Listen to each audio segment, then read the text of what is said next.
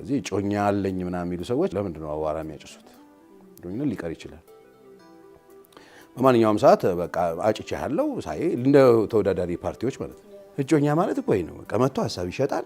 ኦኬ አንተ የኔ ባል መሆን አትችልም ሲባል አሲድ ገዝቶ ይመጣ ሰውዬ አይደለም። እንደዚህ አይደል ያለው? እጮኛ የተወኛለሽ ዛምቢ ሲል ጩቤ ይዞ ይመጣል። አሁን ይሄ ሰው የሚስት ነው የፈለገው፣ በግ ነው የፈለገው፣ የሚያርደው ፍየል ነው የፈለገው?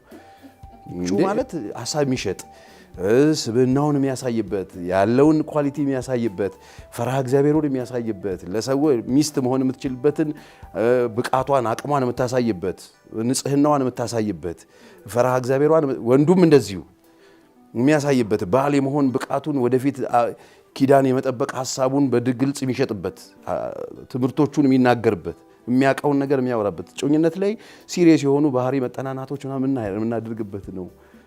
ኦኬ አይ ይቅርብኝ እኔ አንተ ባሌ መሆን አትችልም ስትለው ስንት ጮኛ ነው ዛሬ እሺ ብሎ ወደ ቤት የሚሄድ? እንዴት የሁሉ ሸኝቼ ምናምን ነው የሚለው።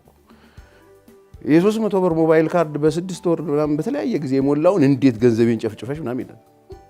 ይሽ ይሄ በጣም ጥንቃቄ። ስለዚህ ጮኛ ነን ምናምን የሚሉ ሰዎች ስነ ስርዓት መያዝ አለባቸው።